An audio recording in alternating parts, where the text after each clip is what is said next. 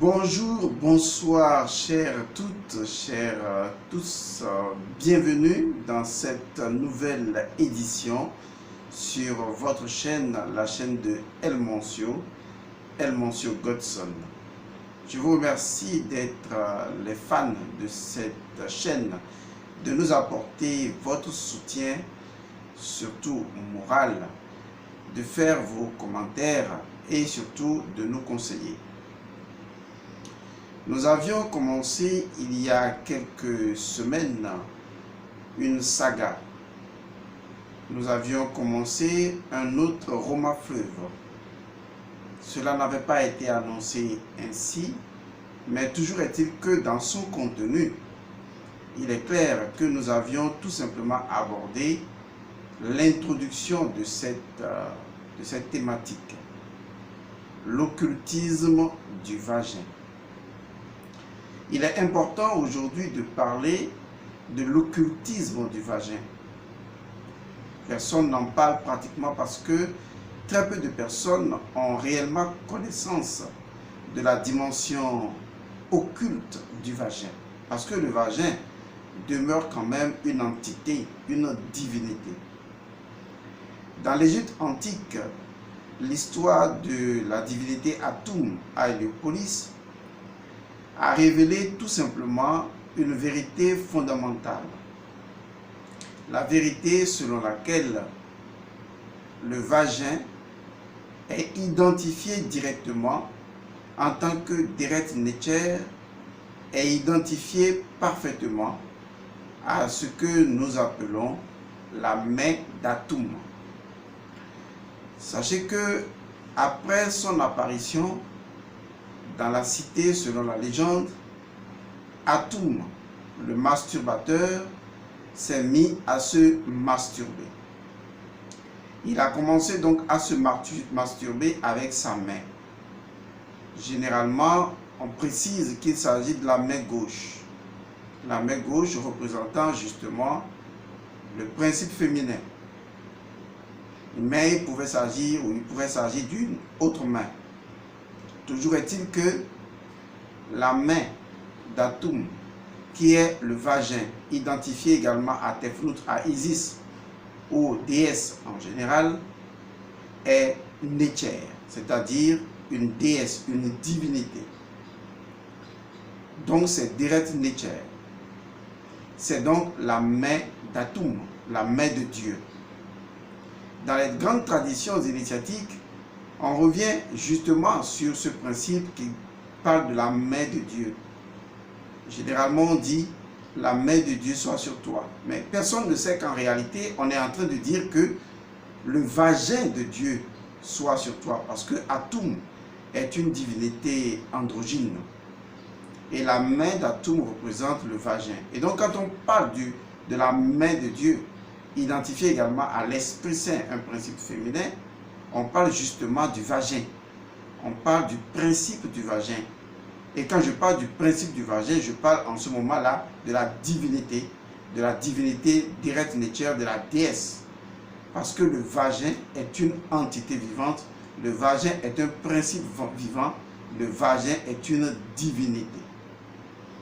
Il faut que vous vous ancriez cela complètement dans la tête, que le vagin est une divinité. Je vais le dire autrement. Pour les personnes qui sont habituées aux traditions africaines, le vagin est un vaudou. D'accord? Le vagin est vaudou. C'est donc une entité vivante, un vaudou, qu'on peut vénérer, qu'on peut installer et qu'on peut interpeller pour agir sous une forme particulière appelée la main de Dieu, qui est également identifié au karma ou carrément à la justice divine. Vous voyez donc qu'on peut entrer dans la dimension du vagin en tant que divinité pour en comprendre l'essence, pour en comprendre le fonctionnement. Dans la première partie de cette émission, référez-vous donc à la vidéo précédente, j'ai parlé des 3 identités fondamentales du vagin. Et donc, il est normal que nous, qui sommes des vaginites, ceux que j'appelle les vaginites, c'est ceux qui sont nés du vagin. Si vous êtes né du vagin, vous êtes un vaginite. Vous êtes une vaginite. Parce que vous êtes né du vagin. Si vous faites partie de ceux qui, bien qu'étant nés du vagin, vont vaginer, vous êtes également un vaginite. Ou vous êtes tout simplement une vaginite. Et donc, vous les vaginites, nous les vaginites, nous sommes donc soumis d'une certaine manière à ces trois lois fondamentales du vagin, à ces principes fondamentaux du vagin, à ces trois identités fondamentales du vagin. Et donc, il me plaît aujourd'hui de vous parler de la première identité fondamentale de Deret Netcher, la main de Dieu, le vagin. À vous, les vaginites. Nous avions donc identifié les trois identités fondamentales, la première identité étant la mort. Et j'ai été très clair, le vagin apporte la mort. La mort dans tous ses aspects. Et je développerai cela tout à l'heure, puisque justement, je me propose d'aborder cette première partie, qui est naturellement la première identité du vagin. La deuxième identité fondamentale du vagin, c'est la renaissance. Et la troisième identité du vagin, c'est la résurrection. Ces autres aspects seront abordés beaucoup plus tard. Il est important de connaître le vagin avant de vaginer. Parce que si vous ne connaissez pas le vagin sait que vous ne le connaissez pas parce que vous y entrez avec l'ignorance. Puisque vous ne dégagez pas la résonance vibratoire qui permet au vagin de vous reconnaître en tant qu'initié du vagin, eh bien, le vagin vous traitera selon sa première identité qu'est la mort. Oui, le vagin apporte littéralement la mort. À travers un certain nombre d'aspects liés donc à cette première identité du vagin, la mort, je vais vous aider à comprendre à travers ces 7 aspects comment est-ce que le vagin apporte la mort. Il est important de connaître le vagin avant de vaginer. Lorsque vous entrez au couvent, on vous présente des divinités, ou bien on vous dit voilà telle divinité, voici telle autre divinité. Mais ce que les gens ont manqué de vous révéler, c'est que toutes les divinités qu'on vous présente dans un panthéon donné, toutes ces divinités-là appartiennent à une seule et même matrice, le vagin. Toutes les divinités prennent leur essence dans l'utérus, dans le principe de l'utérus, dans le principe de la matrice. Cette matrice-là qui constitue la fondamentale créatrice de toute existence. C'est pourquoi généralement, Deret Netcher, en tant que divinité, n'est pas souvent isolément représentée. Parce que toutes les divinités qui émanent de ce vagin-là, en tant que Deret Netcher, représentent intrinsèquement le principe du vagin dans ces 3 identités fondamentales. Il est essentiel de connaître ça, de savoir que le vagin est un vaudou, le vagin est une divinité. Et lorsque vous avez affaire à une divinité, il y a des tabous, il y a des règles, il y a des codes, il y a des procédures pour pouvoir travailler avec cette divinité. Lorsque vous vaginez, vous pratiquez une spiritualité en rapport avec cette divinité-là. Mais la divinité, elle est tellement vivante, elle est tellement éveillée, que lorsque vous y entrez dans son temple, dans son sanctuaire, que ce soit vous qui venez vaginer ou que ce soit vous qui êtes vaginé, cette divinité sait parfaitement si vous connaissez ou si vous ne connaissez pas le vagin. Si vous la connaissez en tant que divinité ou si vous ne la connaissez pas. Votre ignorance se dégage dans votre aura. Et le vagin reconnaît, le vagin sait que vous ne savez pas. Parce que les unités de conscience qu'on appelle les entités qui constituent les fonctions primordiales de ce vagin-là, savent que vous ne savez pas. Et vous accueillent dans cette ignorance et prolongent votre ignorance. C'est la raison pour laquelle vous devez aborder le vagin, entrer dans le vagin, vaginer, avec la prise de conscience de la connaissance du vagin, de telle sorte que lorsque vous savez, le vagin sait que vous savez, et vous produisez en vous une résonance en adéquation avec la connaissance intrinsèque du vagin. Car lorsque vous entrez dans le vagin, ou lorsque vous êtes entré dans votre propre vagin, eh bien, le vagin ne vous donne que ce que vous-même vous êtes prêt à prendre en termes de conscience. Deret Netcher, la main d'Atum, la main de Dieu, le vagin, en tant que divinité, possède des principes, des lois, des tabous, des règles. Et si vous ne savez pas faire, eh bien, cette divinité peut vous causer la mort dans tous ses aspects en ce qui concerne sa première identité fondamentale. Alors, je disais tantôt que dans cette première identité fondamentale de Deret Netcher, de la main d'Atum ou du vagin, on va le dire de cette manière-là, qui représente également le Saint-Esprit. Si vous ne le savez pas, c'est comme ça. Je vais vous donner les 7 aspects qui codifient la nature de cette première identité fondamentale qu'est la mort. Le premier aspect, c'est l'incarnation. Le vagin est le principe de l'incarnation.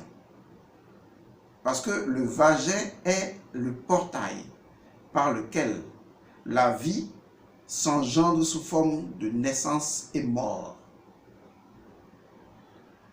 Je dis bien la vie s'engendre sous forme de naissance et mort. Le principe de l'incarnation dit tout simplement que nous avons affaire à une identité spirituelle qui vient prendre un corps, qui vient prendre une chair. Ce qui veut dire en clair que cette identité spirituelle ou cette âme spirituelle va mourir dans son monde, dans son propre monde, qu'est le monde spirituel, généralement immédiatement le monde astral. Cette entité-là va mourir dans son monde de façon pratiquement symbolico-littérale pour s'incarner dans une dimension différente. Déjà, le vagin frappe de mort sans peur cette identité spirituelle-là. Et ça, c'est très profond de comprendre que notre incarnation, notre voyage dans le temporel ou de l'intemporel vers le temporel, ce voyage est déclenché par le vagin. Et pour que ce voyage soit, le vagin instaure la mort de l'entité spirituelle. Et je parle d'une mort symbolico-littérale qui intervient pour frapper l'individu. Et alors, il meurt dans le monde spirituel et il s'incarne dans le monde physique. Il perd de facto une partie de son identité spirituelle pour devenir quelque chose que cette identité spirituelle n'est pas. Quitte cette dimension intemporelle pour devenir temporelle. Quitte la dimension de l'unité pour devenir le chaos. Et le vagin représente ce chaos.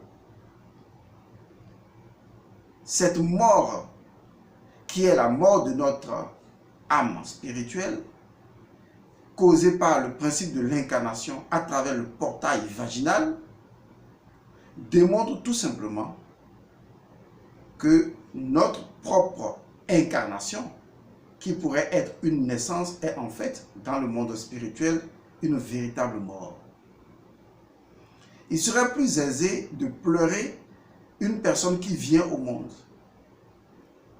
parce que cette personne vient de perdre littéralement, c'est de ça que je parlais tantôt, toutes ses facultés spirituelles pour devenir tout simplement esclave, pour devenir prisonnière de quelque chose qui se produit par le vagin, car le vagin produit à travers ses fonctionnalités cette chair, afin que l'individu, l'entité spirituelle, meure là-bas, soit attiré.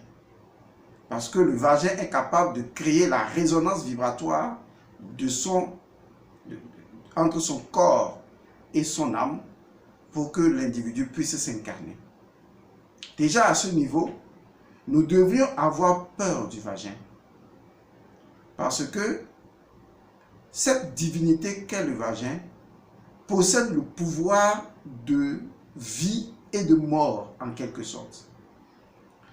Et est capable de donner la mort symbolique à une identité spirituelle pour en faire quelque chose complètement opposé à sa nature. C'est comme si le vagin est un portail entre deux extrêmes, l'extrême esprit et l'extrême matière. Et déjà, c'est effrayant. Il faut que ce soit une divinité extrêmement puissante. Oui, la main de Dieu, Direct Nature, qui soit en mesure de créer ce mouvement. Et rien que là, le vagin est terrifiant. Vous n'imaginez pas la somme de connaissances qu'il faille avoir pour créer un portail et rendre l'intangible tangible, l'immatériel matériel, le spirituel physique. Il faut un pouvoir, le pouvoir d'un véritable Dieu, le pouvoir d'Atum, pour pouvoir le faire. Et le vagin détient cette puissance, non pas en tant qu'objet que vous utilisez, que vous vaginez, mais réellement en tant que divinité intrinsèque antérieure, préexistant à l'existence même du vagin, en tant que son vaudou tutélaire.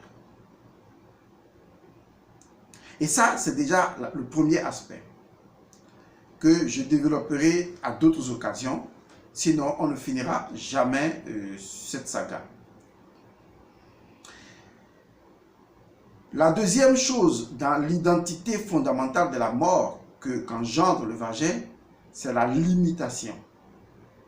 Oui, la limitation. Lorsque vous sortez du vagin, le vagin vous impose la limitation.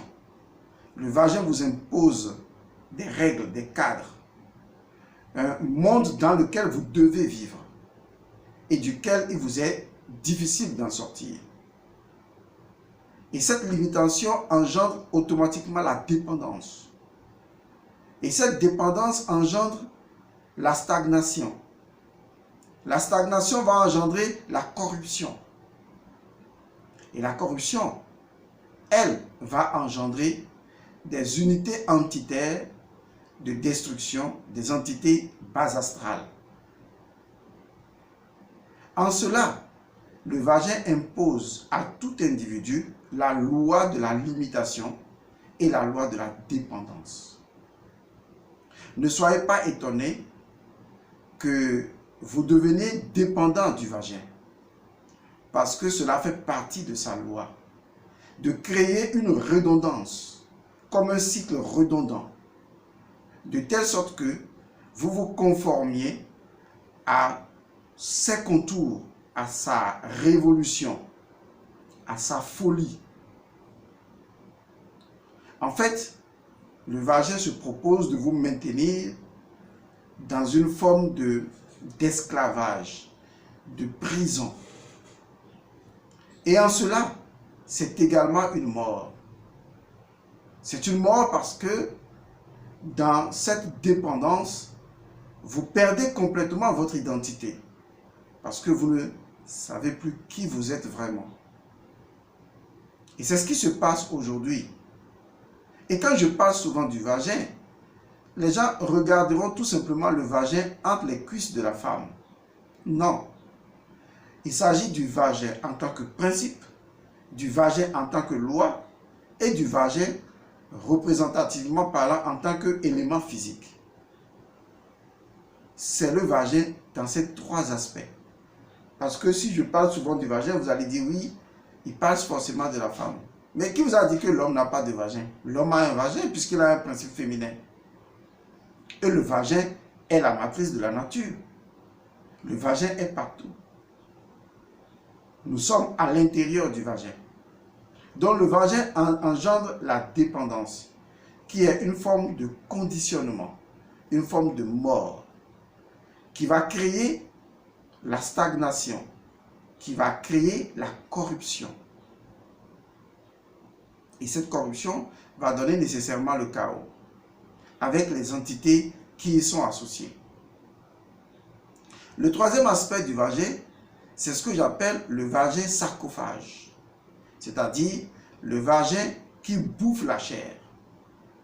Très peu de personnes réalisent que l'acte sexuel avec le vagin, l'interaction avec le vagin, leur bouffe la chair. Le vagin est comme un sarcophage. Le mot sarcophage signifie tout simplement, littéralement, qui bouffe la chair. Le fait d'avoir une relation sexuelle dans une certaine perspective donnée, ça vous bouffe la chair. Ça vous détruit littéralement de façon vitale. Parce que vous ne savez pas que le vagin est une divinité. Vous ne faites pas le rituel qu'il faut pour l'approcher. Vous ne maintenez pas l'état d'esprit et la déontologie qui vous permet de l'utiliser. Et par conséquent, le vagin vous bouffe la chair. À un moment donné, c'est la décrépitude. Et ensuite, c'est la mort. Lorsque le vagin sarcophage agit, il ne vous reste que les os. Et ces os-là même produisent des claquetis comme si vous allez vous écrouler en un instant. L'expérience a prouvé qu'au fil des années, dans un rapport décadent sexuellement parlant entre un homme et une femme, l'homme finit toujours par s'épuiser, par mourir assez vite. Parce que le vagin lui pompe, lui bouffe la chair. Parce que lui-même, ne sachant pas comment utiliser le vagin, il est bouffé par le vagin. Le vagin devient, avant même qu'il ne meure, son tombeau.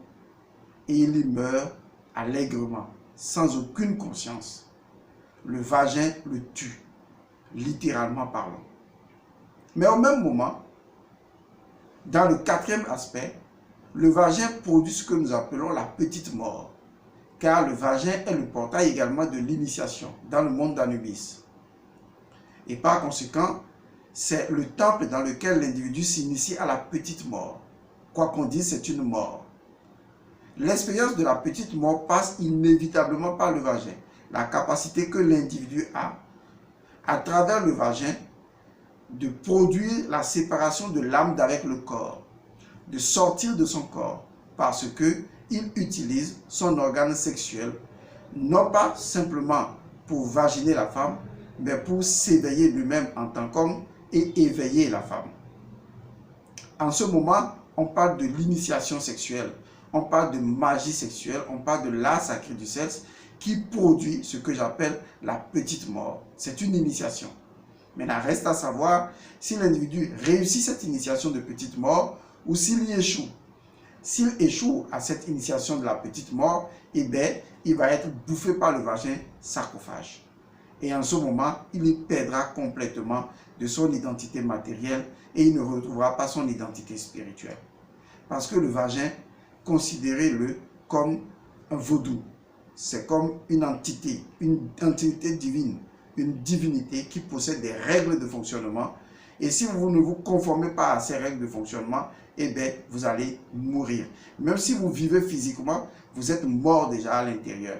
C'est ce qui me conduit à la mort spirituelle. Oui, la mort spirituelle, la perte de votre esprit. Le vagin peut vous faire perdre votre esprit. Votre esprit est incarné dans votre liquide séminal, dans le sperme. Votre esprit est incarné dans le liquide séminal. C'est ce qui permet d'ailleurs à vous de produire un enfant. C'est pourquoi quand vous donnez le liquide séminal qui est en fait votre esprit et que la femme fournit la matière, eh bien les deux produisent un enfant. Votre liquide séminal, c'est votre esprit. Si vous le gaspillez, vous perdez votre esprit, symboliquement parlant. vous nuisez à votre esprit, vous coupez l'interaction entre l'esprit et le mental, entre l'esprit et le cœur. Et à un moment donné, vous devenez un corps sans âme et sans esprit. Et même si l'âme est là parce que le corps est animé, l'esprit n'est plus là. Vous avez perdu l'esprit, vous avez perdu la raison spirituelle. Vous ne retrouverez jamais votre identité. Donc le vagin crée la mort spirituelle, spirituellement parlant, parce que vous perdez votre liquide séminal. Le vagin aspire votre liquide séminal. Le vagin est une aspiratrice de liquide séminal. C'est à vous de connaître les principes de fonctionnement du vagin et de dire non quand il le faut. Mais si vous laissez le vagin aspirer votre liquide séminal, c'est que votre esprit est aspiré. Et si votre esprit est aspiré, il est partagé entre les entités qui constituent le vagin et vous serez un homme perturbé, un homme littéralement divagué, qui à un moment donné ne pourra jamais se reconstruire spirituellement. Et ça, très peu de gens arrivent à le réaliser et ne comprennent pas la relation intrinsèque qu'il y a entre le sperme et l'esprit. Et comment est-ce que le sperme divinisé peut ressusciter le vagin. Puisque, comme je l'ai dit, le vagin a 3 identités fondamentales, la mort, la renaissance et la résurrection.